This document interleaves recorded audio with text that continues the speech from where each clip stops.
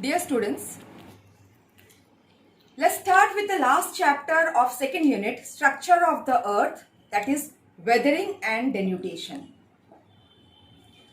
Weathering, the term related to this is the term weather, denudation, the agents of gradation. On the earth crust, we have seen different landforms like mountains, plateaus, valleys, plains. Those are the result of two processes, internal process, external process. Internal processes are sudden and gradual. They are the result of like earthquake, volcanic eruption, all the internal movements which are there in the under the earth crust. External processes, they are the agents of gradation or denudation like weather, glacier, river, wind. Now let's define the term weathering. Weathering is the wearing away or gradual disintegration of rocks by agents present in the atmosphere such as temperature, humidity changes, moisture and frost. This weathering takes place in situ on the surface of the earth. That means where the rocks are, there the weathering takes place in situ, in its own position on the earth's surface. It gets weathered into bigger pieces, further it gets weathered into smaller pieces. They are transported due to the or by the agents of erosion. So the term is erosion, which includes transportation of the weathered material, and then sometimes it reduces the height of the land surface or increases the height of the land surface, which are under the process gradation. Due to the force of gravity, the eroded material moves from higher areas to lower areas. So you could see where the height reduces, that is degradation, the term as degradation, where the low-lying surface gets its height, increases the height and becomes a plain surface or increases their height, they are termed as aggradation. Weathering is of two types, disintegration and decomposition. Disintegration is the breakdown of the rocks. Now breakdown of the rocks can be called as physical weathering, which are because of repeated contraction and expansion of rocks. There are four types. Block disintegration. Look at the diagram shown here. The big mass of rock gets break down into bigger pieces like a blocks. So they are called as block disintegration. Rocks gets broken up along the joints. Granular disintegration.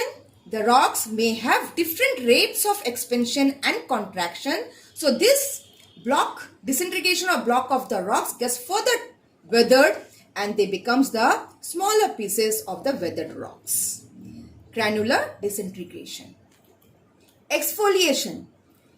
It takes place commonly in the arid region where the rocks peels off into layers. You can take the example of onion also. Large dome-shaped boulders are common in many parts of India, and these are called as exfoliation domes because they are the results of exfoliation.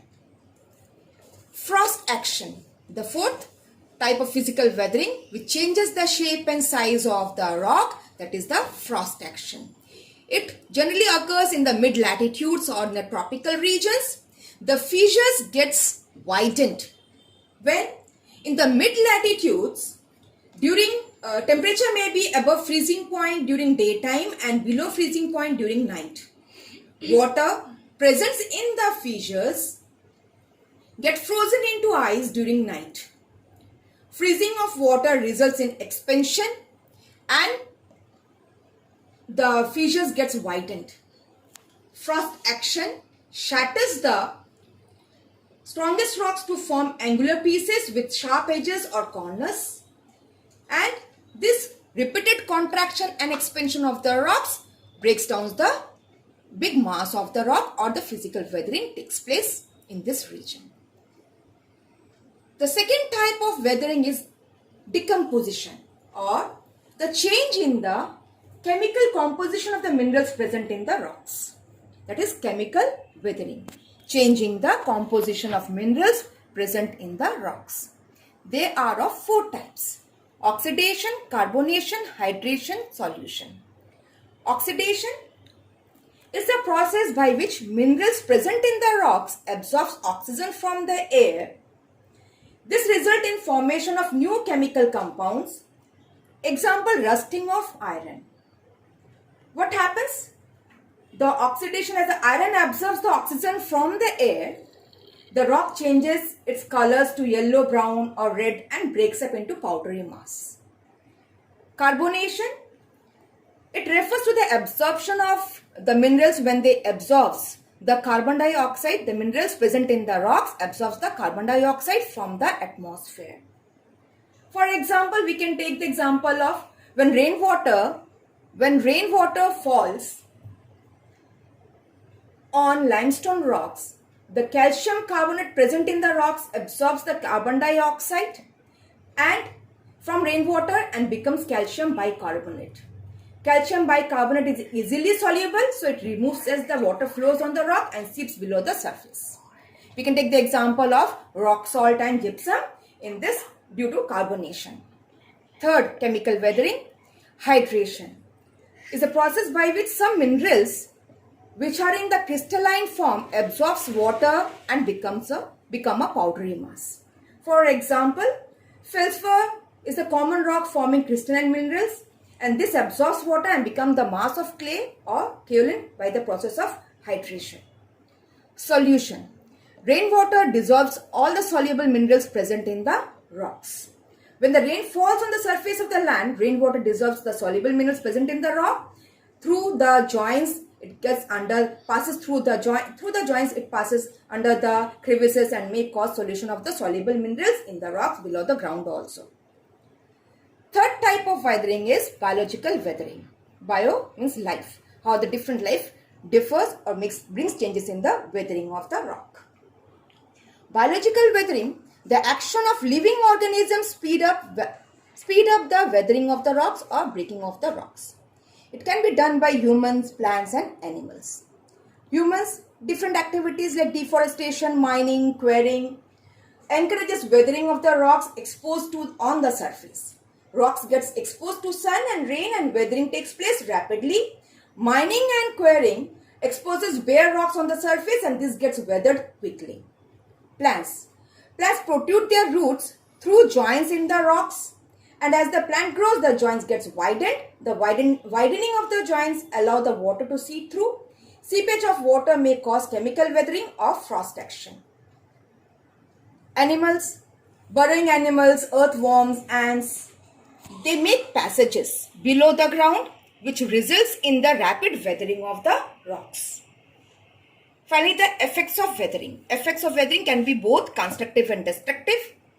Destructive weathering is like the cause of landslide and mud flow, and constructive weathering, it helps in formation of the soil. New minerals are formed. This when the rocks breaks down, it becomes very easy for mining and since they are exposed, it is easy to do the mining of the rocks. Then building materials like limestone and cement are available. So today's class we have learnt about the different process which causes weathering. Now definition of weathering, erosion and gradation which are interlinked. You could be asked here, bring out the relationship between weathering, erosion and gradation. Types of physical weathering, where you have to learn the different types with explanation and the diagrams. Chemical weathering, different types of chemical weathering with examples, no diagrams here. Biological weathering, only learn the reasons, how do they cause the weathering. Then effects of weathering, constructive and destructive. You have to learn 2 points under each. In the next explanation, I'll explain you about the denudation and the agents of denudation in detail. Thank you, students.